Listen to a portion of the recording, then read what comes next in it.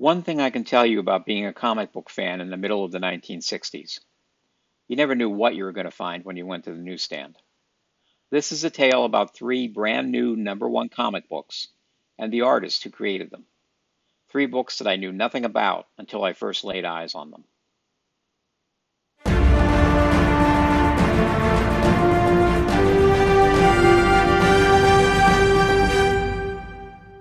Welcome back to Tales from My Spinner Rack. I'm Gary Sassman, the former Director of Programming and Publications for Comic-Con International, San Diego. This is episode 13 of my ongoing series of videos about the comic books I loved while growing up in the 1960s and 70s. Before we dive into this episode, which, by the way, commemorates our 1-year anniversary here on YouTube, please take a moment to subscribe and, if you will, like and turn on notifications for new videos, and maybe even leave a comment if you enjoyed this episode. Let's take a trip back in time to just about 60 years ago, as I talk about three comic books published in the mid-1960s, which, incidentally, were not from either Marvel or DC, but thrilled me nonetheless when I first found them. I still own them 6 decades later. Let's call this one Three of a Kind, for three #1 issues that totally surprised me.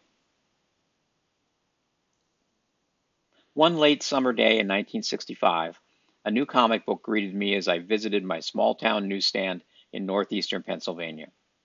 Thunder Agents #1. Cover dated for November 1965, this comic must have elicited a major "What is this?" from me as I plucked it off the comics rack. First of all, that cover. Who are these people?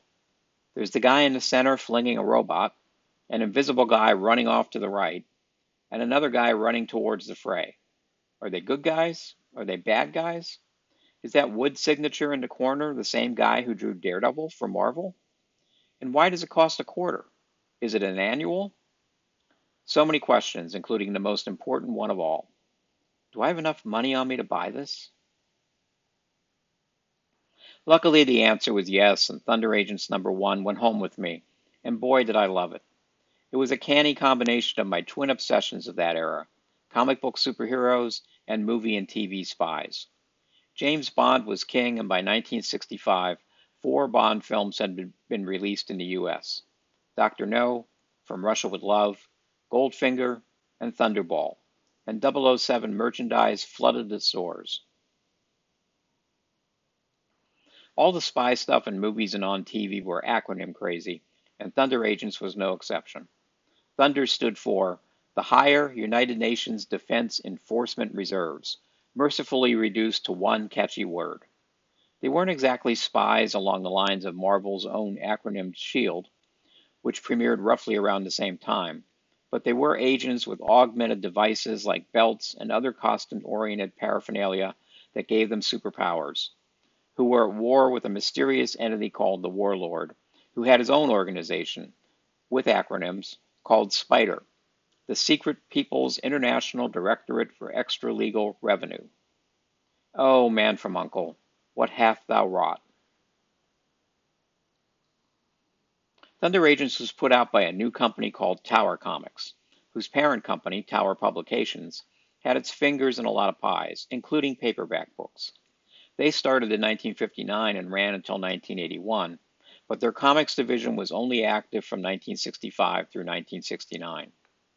In addition to 20 issues of Thunder Agents and comics featuring that title's most popular characters, Dynamo for 4 issues and No Man for 2, they also published a related series called Undersea Agent for 6 issues, a war title, Fight the Enemy, for 4 issues, and a teen title, Tippy Teen, which outlasted every other Tower title and ran for 25 issues, plus a special collector's edition and 2 spin-off titles, Teen In for 4 issues, and Tippy's Friends, Go-Go and Animal for 13 issues. No, we will not be doing an in-depth Tippy Teen Tales from My Spinner Rack video, so don't get your hopes up. As the comic industry heated up with superheroes in the mid-1960s, writer, editor, and publisher Harry Shorten started the Tower Comics line. He brought on famed comics creator Wallace Wood and gave him almost total freedom to just create comics. At this point in his career, Wood was most famous for his EC Comics work, especially his spectacular science fiction stories, something I wouldn't discover for another 5 or so years when EC reprints began with this opulent Nostalgia Press book, Horror Comics of the 1950s. In 1964, Wood left Mad magazine after an unbroken streak of stories in every issue since the beginning, when his latest story was rejected by editor Al Feldstein. He moved over to Marvel, where he did 7 issues of Daredevil, issues 5 through 11, plus some inking jobs. In Daredevil number 7, Wood famously redesigned Daredevil's costume to the streamlined all-red number still in use today, and created one of the character's most famous stories, In Mortal Kombat with Submariner. He left the title after feeling the Marvel method of creating comics, where the artist basically plotted and pasted stories, and Stan Lee added dialogue and captions, deserved additional compensation. So when the second half of 1965 rolled around, Wood was able and willing to take on a challenge, and Thunder Agents number 1 was certainly that. What separated Tower Comics from just about every other company on the newsstands was their books were 68 pages for 25 cents, and were, allegedly, published bi-monthly. Thunder Agents number 1 had 6 big stories in it, 3 of which were drawn by Wood. The first 2 stories by Wood, First Encounter, set up the ongoing battle between Thunder and the Warlord, and introduced the objects that would power their agents. The second story introduced the fictional Len Brown, who, when donning the Thunder Belt, became Dynamo, endowed with super strength and invulnerability for 1/2 hour. That story also gave us our first glimpse of the Iron Maiden, his main adversary / love interest, and one of Wood's most va-va-voom, yet safe for work, creations.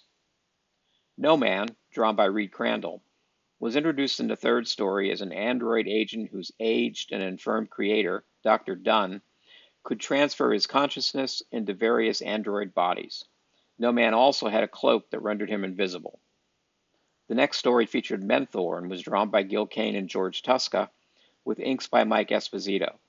Menthor's experimental helmet gave him intense mental powers, but also caused him to do heroic things for the Thunder Agents, even though he was a double agent working for the Warlord.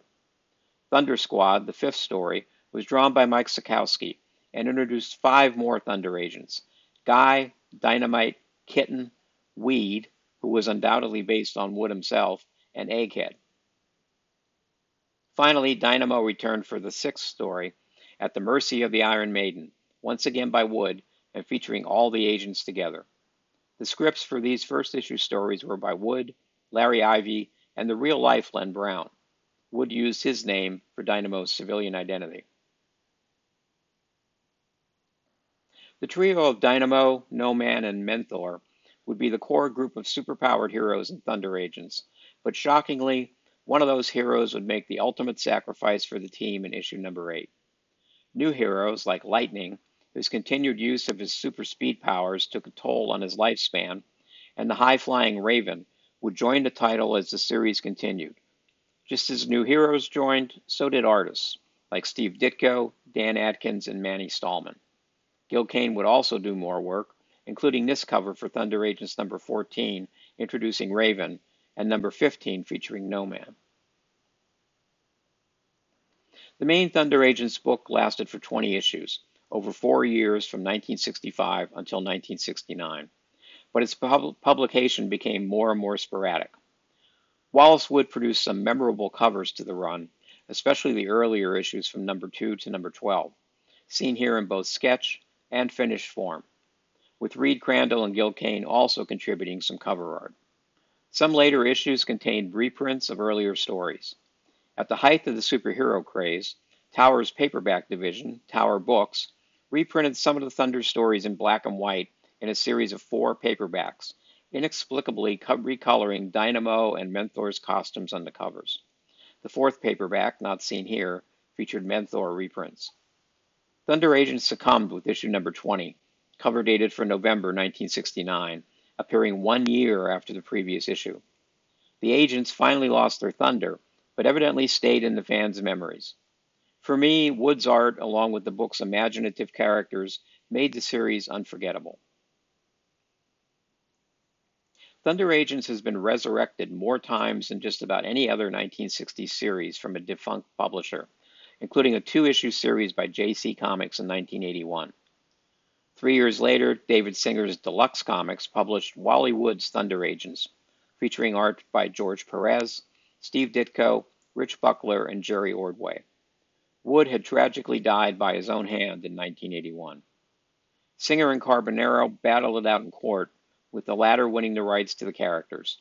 In the 1990s, Carbonaro did a story with the characters in Penthouse Magazine's Omni Comics #3, drawn by Paul Gulacy, and reprinted in John B. Cook's The Thunder Agents Companion, published by Tomorrow's in 2005, which, by the way, is a great history book on both Thunder and Tower Comics. DC published a Thunder Agents archive series in the early 2000s, which reprinted all the original stories in 6 hardcover volumes, but the reproduction was lousy, appearing to be just cleaned up scans of the printed comics. DC finally published their own Thunder Agents series after Carbonaro's death, written by Nick Spencer with art by Cafu, and a great first issue variant cover by Darwin Cook, shown here. But it lasted only 10 issues. Another 6-issue miniseries followed.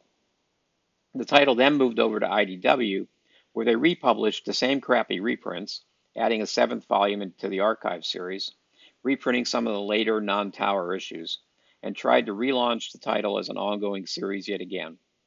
In 2015, Michael Uslan, the executive producer of the Batman films, got the movie rights to it, but no movie has ever been made. Is there more Thunder on the horizon? Who knows? Let's move forward a year to the summer of 1966 and the debut of another new comics company, King Comics, which was the publishing arm of King Feature Syndicate, the largest and best-known distributor of newspaper comic strips. This one featured an old familiar face, Flash Gordon. I knew all about Flash from the Sunday funnies in a local paper, the Reading Eagle, but more so from the constant reruns of the Universal serials starring Buster Crabbe as the space-faring adventurer, clashing with Ming the Merciless on the planet Mongo. The serials were repeated constantly on one of the New York City stations we got on our new fangled cable TV. Flash's cinematic adventures included 3 separate serials: Flash Gordon in 1936, Flash Gordon's Trip to Mars in 1938, and Flash Gordon Conquers the Universe in 1940. Flash Gordon 1 heralded a number of firsts when it premiered in the summer of 1966, cover dated for September. It was among the first comics published by King Comics. Flash Gordon was first syndicated as a Sunday strip in 1934, created by legendary comic artist Alex Raymond. While it's hard to top Raymond's incredible artwork, his evolving style became even more beautiful as Flash Gordon progressed into the 1940s. Al Williamson was another artistic pinnacle for the character. This issue is the first time Williamson drew the character he was born to illustrate. Williamson was one of the young Turks of EC Comics in the 1950s, illustrating science fiction stories in weird science and weird fantasy. Often aided by his pals Frank Frazetta and Roy G. Krenkel, you could count on a Williamson story to contain overgrown tropical vegetation, beautiful women, heroic men, and incredible inking. In the 1950s, he also kinda drew Flash Gordon when he worked on Buster Crabbe comics, published by Famous Funnies, based on the actor known for his serial portrayals of Flash Gordon and Buck Rogers. Williamson did a lot of comics work in the mid to late 50s for companies such as Atlas, ACG, and Harvey. He eventually settled into comic strip work, assisting cartoonist John Prentice on Rip Kirby, another syndicated strip created by Alex Raymond. Prentice took over the daily detective strip after Raymond's tragic death in a car accident in 1956 at the age of only 46. In 1970, Williamson did an interview with a fanzine called Auction Block, in which he recounted how he learned to draw by copying Flash Gordon by Alex Raymond. That recollection in turn inspired me to learn how to draw by copying Flash Gordon by Al Williamson. Unfortunately, it didn't work out as well for me as it did for Al, as witnessed by this piece of art by yours truly from 1970. Williamson was destined to draw Flash Gordon, at least in my mind, even if I certainly wasn't. And yep, those are real Crayola crayons I used to color my very first piece of comic art back in 1970. Nothing but the best for me. King Comics jumped into the burgeoning mid-60s comic book market with 6 series, including 3 adventure ones, Flash Gordon, The Phantom, and Mandrake the Magician, and on 3 funny ones, Blondie, Beetle Bailey, and Popeye. Some of these titles maintained their numbering from their previous publishers, like Gold Key and Harvey. Only Flash Gordon and Mandrake started with new #1 issues. None of these properties were strangers to comic books. King licensed their strips to comic books through publisher David McKay in the Golden Age, including King Comics and Ace Comics, which featured reformatted and colored daily and Sunday strips for comic books. Flash Gordon reprints appeared in every issue of King Comics from #1 through #155 when the title ended. Dell published a number of Flash Gordon titles in their 4-color series, followed by Harvey Comics for 4 issues in the early 1950s. And Gold Key did a one-shot in 1965, directly preceding the new King Comics series. Williamson's time to shine on Flash Gordon came in 1966, when King Features decided to publish their own comics. When Flash Gordon first appeared on my hometown newsstand racks, Al Williamson's art was a revelation to me. He did 2 stories in that first issue, along with the cover. His first 3 pages of the first story returned Flash to the world of Mongo, where he belonged, just like the original strips 30 years before, reintroducing the reader to Flash, Dale Arden, Dr. Zarkov, Prince Baron, the Hawkmen, Azura the Witch Queen, and of course, the malevolent menace of Ming the Merciless. Williamson was missing from issue #2, but he'd returned to do the cover for #3, and both the covers and interiors for issues #4 and 5. He did all 3 stories in #4, which were written by Archie Goodwin, who would become Al's greatest and longest-lasting collaborator from the 1960s through the 1990s. They first met up in the pages of Warren Publications' Creepy magazine, where Goodwin was both writer and editor. Flash Gordon #4 showed Williamson at the top of his game when it came to the character. Flash Gordon was now his, with less of a reverential nod to Alex Raymond. There were 2 more Williamson illustrated stories in issue #5, but alas, that was the end of the artist's association with the King Comics line. Once again, both stories were written by Archie Goodwin, and the quality of Al's artwork is equal to the high bar he set in #4, making the artist's interpretation of the character on the same level as its creator, Alex Raymond. Williamson's own connection to Flash Gordon will continue over the coming decades, including an adaptation of the campy 1980 movie, the one with the soundtrack by Queen, and a 2-issue miniseries published by Marvel in the 1990s, written by Mark Schultz, of Xenozoic Tales fame, an artist who Williamson mentored. As for Williamson and his frequent partner, Archie Goodwin, well, remember when I mentioned there was a 3rd story in Flash Gordon #4? Turns out it was a glimpse of the future.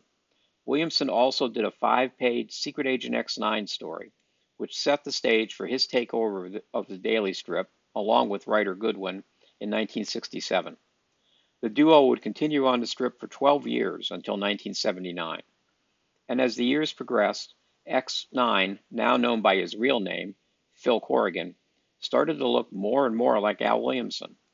The complete run of the strip was reprinted by IDW in their Library of American Comics imprint, edited and produced by Dean Mullaney, totaling 5 hardbound volumes. It's one of the last great examples of the classic American adventure comic strip genre, and also one of the best. Williamson and Goodwin moved on to the Star Wars daily strip after original artist Russ Manning left due to health problems. Sadly, he died in 1982. In addition to working on the newspaper strip from 1981 until its end in 1984, the team did adaptations of both The Empire Strikes Back and Return of the Jedi for Marvel Comics. King Comics' run as a comic book publisher didn't last very long. With Flash Gordon issue #6, Reed Crandall, another EC Comics and Creepy magazine alumnus, did the cover and story, and then King resorted to newspaper strip reprints for issues #7 through 11. But by then, the bloom was off the rose for the comic book boom. King tried to market their comics through other venues, packaging them up in special 3-packs and offering the packs at a bargain price of 29 cents. I bought a pack or two at a fast food restaurant called Burger Chef, of all places. But it was too late for different sales techniques.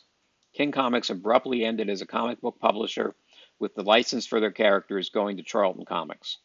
The Charlton issues never lived up to the early King Comics promise, and Flash will go on to other publishers at other times, including Back to Gold Key, by then called Whitman, DC Comics with art by Dan Jurgens, and most recently to Mad Cave Studios as part of a shared King Features universe with Mandrake, Prince Valiant, and the Phantom. In later years, Al Williamson continued his career as mainly an inker, including a memorable run on Daredevil, inking John Romita Jr.'s pencils.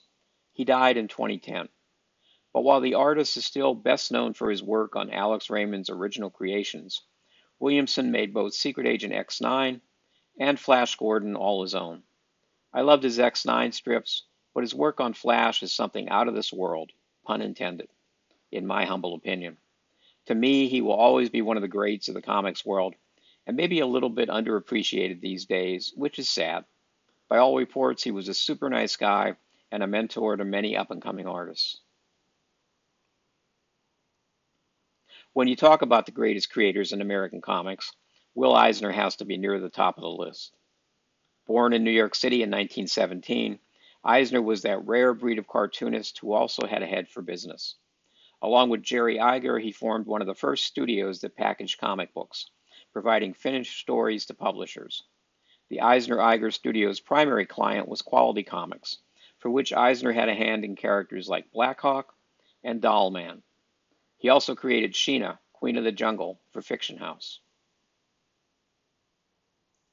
In 1940, Eisner was approached by Quality Comics publisher Everett "Busy" Arnold, who had an idea for a 16-page comic book-sized section to be syndicated to newspapers across the country. For this weekly comic book section, Eisner created what will become known as his signature character, the Spirit. The section would feature an 8-page story written and drawn by Eisner featuring the Spirit, a decidedly unsuperheroic superhero. Eisner begrudgingly added a domino mask to the Spirit's blue suit, and a backup feature, which over the years included Mr. Mystic, written by Eisner and drawn by Bob Powell, and Lady Luck, originally written by Eisner and drawn by various artists, including Nick Cardy and Klaus Nordling.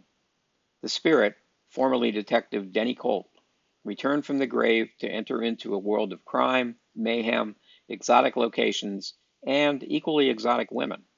Eisner went off to war in early 1942 and returned to the Spirit at the end of 1945. And that's when he really made the weekly comic supplement into something special. Eisner's work was always cinematic, but during the post-war period, the Spirit became an amazing weekly showcase for his art and storytelling. The covers of each section were lessons in design, some like movie posters, others marvels of storytelling, and all of them setting the scene for the story to follow. His titles sometimes formed into graveyard walls, or dripped into sewers, or flew on the wind as separate pieces of paper. Eisner's tales ran the gamut from parable to epic adventure, with just enough spice to intrigue the adult reader, maybe a little bit over the heads of the kiddies. Eisner's women were smart, sexy, seductive femmes fatale, and as one of the Spirit's main female foils, Pigel once said, "This is not a story for little boys." The Spirit lasted from 1940 until 1952. One of the final story arcs was the epic Spirit in Outer Space storyline, co-illustrated by Wallace Wood. During that time span, it was distributed in 20 different Sunday papers, totaling over 5 million in circulation. The Spirit Sunday supplement ended in 52, and Eisner returned to doing instructional publications in comics form for the U.S. military, called PS, the Preventative Maintenance Monthly, something he had started during World War II. It often featured another memorable Eisner female character, Connie Rod. He worked on PS from 1951 through 1971. But comic fans never forgot the Spirit, and in the 1960s, new fans, like myself, got their own opportunity to discover the character. I was 10 years old when I first discovered the Spirit, within the pages of Jules Feiffer's The Great Comic Book Heroes. A hardbound book published in 1965, it features Feiffer's memories of growing up as a comic book fan. Feiffer was a former assistant to Eisner and had become a cartoonist, playwright, and social commentator, famous for his comic strip in New York City's Village Voice newspaper. The Great Comic Book Heroes also reprinted a number of stories from the golden age of comics, with great reproduction on good paper in a larger format. At that point in time, we had never seen comics look this good. The book was heavy on DC Comics heroes, including Superman and Batman, and Timely Comics, Marvel's predecessor, featuring Captain America's origin story by Joe Simon and Jack Kirby. There was a lone Quality Comics Plastic Man story by Jack Cole. And bringing up the rear of the book was a story reprinted from the July 20th, 1941 Spirit section by Will Eisner. An odd choice, I think, in retrospect. It's from the first 2 years of the strip, and Eisner's finest work on the Spirit was at least 5 years away. This book inspired yet another shouting match by your humble narrator in Almart, a discount department store in Allentown, PA, around Christmas 1965. Shouting at the top of my tiny 10-year-old lungs for my brother after finding the Great Comic Book Heroes on a high bookshelf, I was crestfallen when I found out the price of the book was an exorbitant $9.95. But somehow we ended up taking it home that day. We were aware of the existence of Golden Age heroes, but had never actually seen any comics from that era. And this Spirit guy? Never heard of him. And I was distinctly unimpressed with his story in The Great Comic Book Heroes. What can I say? I was 10. By the way, Fantagraphics published another version of The Great Comic Book Heroes in 2003, reprinting just the Jules Feiffer essay with this great cover by Pete Poplaski. Anyway, Feiffer's book got media coverage in various magazines and newspapers, including a 9-page article in Playboy. It also inspired a little mini revival for the Spirit. He first appeared in an all-new 5-page story by Eisner in the pages of the New York Herald Tribune newspaper in early 1966. And that begat a small but significant reprinting of 14 Eisner Spirit stories, alongside 2 new stories, published by Harvey Comics a few months later. My first appreciation of Will Eisner's work on the Spirit came with these Harvey Giant reprints. I rediscovered issue number 1 on the Atlantic City Boardwalk in August of 1966. We were on our summer vacation, a once-a-year week away from home at the Jersey Shore, and I remember seeing this alongside another Harvey reprint title, Fighting American number 1 by Joe Simon and Jack Kirby, which we also bought, laying flat on the boardwalk outside a narrow storefront newsstand where various comics and magazines were stacked. As I mentioned, we had no idea something like this was coming. Harvey Comics at that time consisted mainly of kiddie comics, like Casper the Friendly Ghost, which would have been a doubtful location for a promotional ad for a new book like The Spirit. Like every other publisher at this time, Harvey was dipping their toes into the superhero genre with absolutely forgettable titles like Unearthly Spectaculars, starring Jack Q. Frost, the coolest hero in comics, and Top Secret Adventures with Spyman, created by, believe it or not, Jim Steranko, even though the only Steranko art that actually made it to publication was this schematic of Spyman's Electro robot hand on the cover. The Spirit number 1 included a new 7-page story by Will Eisner. The rest of the book was filled with 7 classic reprints from the Spirit sections. I'm guessing they were all hand-picked by Eisner himself, since they're pretty much amongst his best stories. All of them were very different from your standard superhero fare being produced at the time. The Spirit was basically a detective, masked but not costumed or caped, and definitely super powerless. The art was different, more cartoony and design-oriented, and the stories were more mature, more like movies or TV shows, at least to 11-year-old me. Being such a dyed-in-the-wool superhero fan at that point, indoctrinated so densely by Marvel and DC, these stories, most almost 20 years old, a fact I didn't know at the time, sure were different, and I really liked Eisner and Company's art. Harvey's revival of the Spirit lasted only 2 issues. Each also featured new Eisner covers. The second issue came out more than 6 months later, cover dated March 1967, and as the cover stated, another surprise collector's edition. This one also included a new 7-page story featuring the return of the Spirit's arch nemesis, the octopus, plus an additional 2-pager and 7 reprinted Spirit section stories. There was a 1-page preview of issue number 3 and a promise that the new story wasn't the end of the octopus, but unfortunately, Harvey's interest in superhero, or non-superhero comics, went away, and they returned to the kind of fine comics literature they would become renowned for the rest of their publishing years. The adventures of everybody's favorite junior capitalist, Richie Rich, the poor little rich boy. Those 2 Harvey Spirit issues inspired another 2 issues 7 years later, sometimes called the Underground Spirit, this time published by Underground Comics cartoonist Dennis Kitchen in 1973, with new covers and some new stories by Eisner, although the bulk of each book is reprint material from the Spirit sections.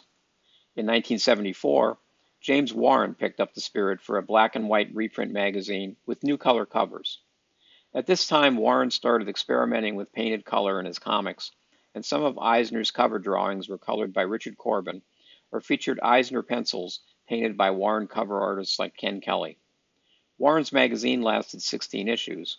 Kitchen Sink picked it up with number 17 and continued to publish Spirit comics in various formats into the 1990s when the company folded, including a full-color comic book-sized series starting with Eisner's return to the strip in early 1945. DC Comics next entered the fray in the early 2000s with an ambitious series of hardcover books called The Spirit Archives. It took 26 volumes to reprint everything in chronological order, including the stories from the early 1940s when Eisner was away in the Army, and the daily strips. Volume 26 featured the various covers and newer art Eisner had created from the 1960s on. After Eisner's death in 2005, DC revived the Spirit in a series of new comics with art and story by Darwin Cook, a cartoonist who could definitely fill the big shoes Eisner left behind. After Cook left the book, other writers and artists produced more stories, but it wasn't the same. Dynamite Comics took a stab at the character, and Clover Press produced a reprint volume celebrating the character's 80th anniversary in 2020. Scott Dunbar produced 2 Spirit artist editions, reproduced directly from Eisner's original art. The most recent Spirit book is an artisan edition, reprint of the first artist edition, published by IDW, and a bargain at $40 for all that original art. Eisner didn't just rest on reprints of his work on the Spirit from the 1960s through the early 2000s. He's regarded as the father of the graphic novel, rightly or wrongly, with his most famous work, A Contract with God, which was first published in 1978. He created numerous graphic novels from that year until his death in 2005, coming back full circle to the world of comics he began his career in the mid-1930s. Eisner's work sometimes doesn't age well, due to some racial stereotyping in characters such as Ebony White. Some of his female characters, who were always clever, sexy, and worthy adversaries of the Spirit, were handled in less than ideal ways when viewed through today's lens. But Eisner's work has remained the work of an artist, one who is revered by both comics professionals and fans. It's hard not to get sucked into his prime-era Spirit stories, and it's kind of a shame his work has fallen a bit by the wayside, with fewer available reprints. Each March, Will Eisner Week is celebrated nationwide. The Comic-Con Museum here in San Diego once again did a day-long series of panels on Eisner and his legacy in 2024. Eisner never lost sight of the idea he had from the very beginning of his career, that comics were truly an art form. His namesake, the Will Eisner Comic Industry Awards, celebrates that each and every year at Comic-Con. I'll always remember where I first really found him and the Spirit, in a 25-cent comic book outside a ramshackle newsstand on the boardwalk in Atlantic City almost 60 years ago. I still have my original copies of both that comic and issue number 2, and I'll treasure them always. That's the Spirit, I guess. Nowadays, every time I visit a comic shop, I pretty much know what I'm going to find thanks to the internet and distributor catalogs. But to be honest, I'd like to go back 60 years and walk into my local newsstand to find a new book I never heard of before.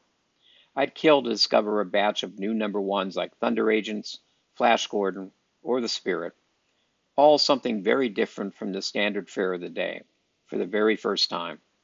Maybe it was much more thrilling as a 10-year-old, and I'm too old and jaded to feel the same way now, but I do still have fond memories of these comics. I hope you do too, or can discover them now for the very first time. The end. Please stay tuned for some important promotional announcements. I recently did a live stream with Dave of Still Only 35 Cents here on YouTube. It was a very enjoyable chat with the guy behind one of my favorite channels. Dave and I share some of the same comic collecting passions, including British Marvel reprints, and met for the first time at this year's San Diego Comic-Con, where we both had panels. You can find the video here on my channel under the Playlists tab in YouTube videos featuring me. It's at the top of the list. Or go over to Still Only 35C and look for the Astonishing Tales team-up graphic titled Tales from My Spinner Rack to watch it there. And while you're there, subscribe to his channel. He posts multiple times a week and has great content. Hey, it's our first birthday here on YouTube, and there are 12 other full-length Tales from My Spinner Rack episodes, featuring everything from the great Marvel annuals of the 1960s to our old pals Jimmy and Lois, still crazy after all these years, with, of course, more to come. Please like, subscribe, and turn on notifications for more Tales from My Spinner Rack videos as they become available, and leave a comment if you like what you see. Visit my blog at www.innocent-bystander.com for the first iteration of Tales from My Spinner Rack, featuring nostalgic essays on the comics I grew up loving in the 1960s and 70s, including all the books you see here. Each post has tons of scanned artwork, including covers, story pages, and even original art. Just click on any post on the home page and then on Tales from My Spinner Rack in the category list on the right side to access all my posts. That's www.innocent-bystander.com. Follow me on Instagram at Tales from My Spinner Rack, it's all one word. Or if you want to stalk me personally, follow me at GG92118. I don't do X, I don't do Threads, there's no official Tales from My Spinner Rack Facebook page, and all my TikTok videos feature me yelling at my TV during Dancing with the Stars. Anna Delvey? I mean, come on, ABC. She's a convicted felon. Next thing you know, she'll be running for... Never mind. We'll be back soon with another deep dive into the Silver Age of comics.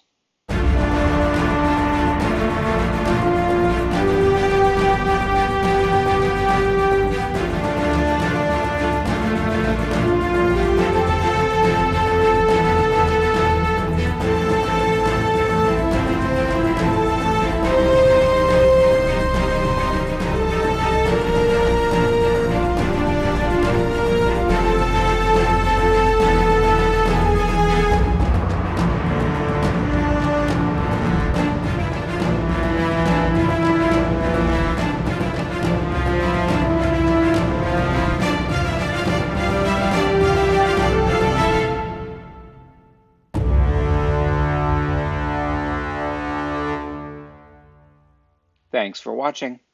Good night.